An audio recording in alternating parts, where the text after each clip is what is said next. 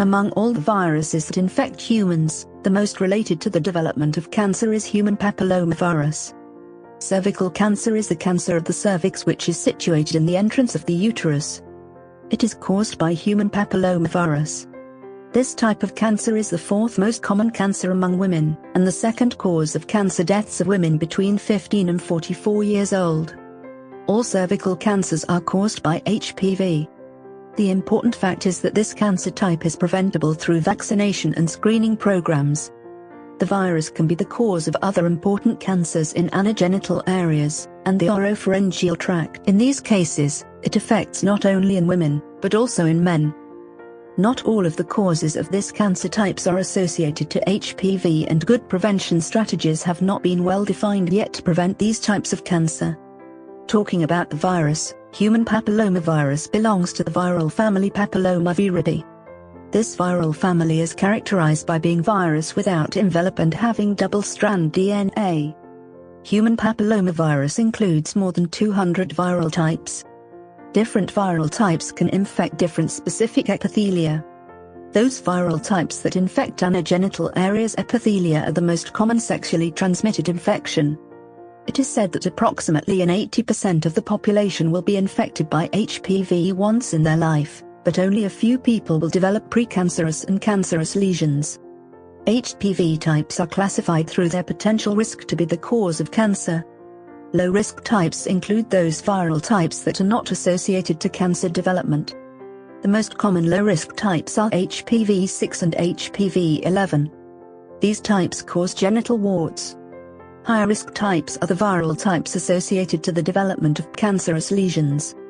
The most common high-risk type is HPV 16, followed by HPV 18.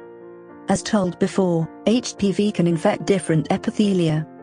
The functioning of healthy epithelia is basic. The inner layer, called basal layer, is formed by basal cells that are continually growing.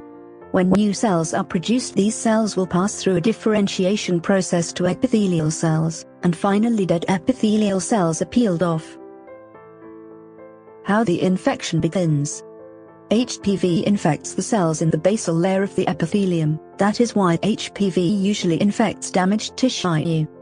The infection begins with the interaction between the L1 viral protein and the heparan sulfate proteoglycans, which are found in the basal layer cell membranes.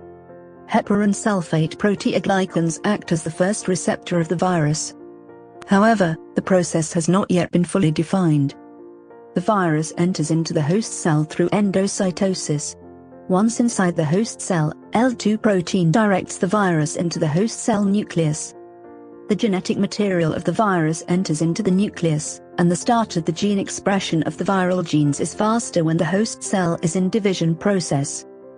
What happens now the virus is inside the host cell? Once inside the cell, different viral proteins are involved in the viral cycle.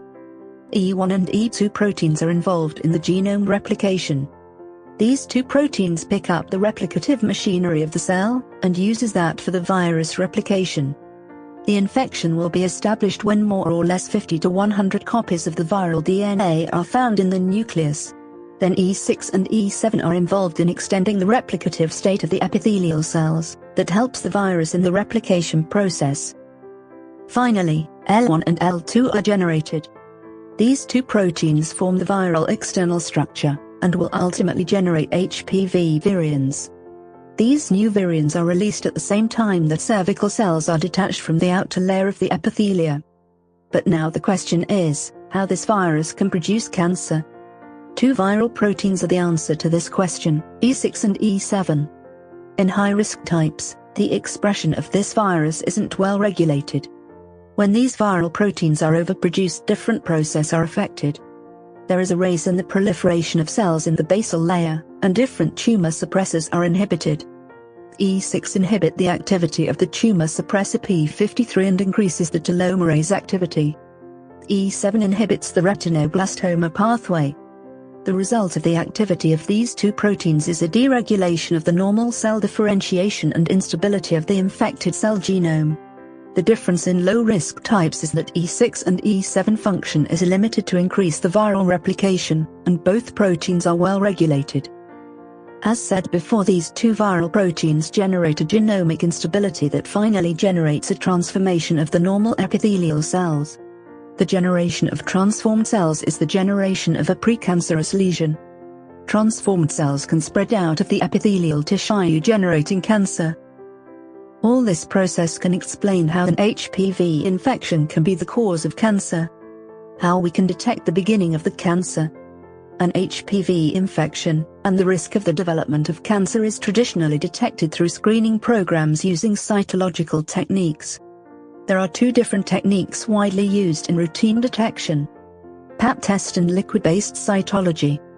These techniques detect microscopically abnormal changes in the cells.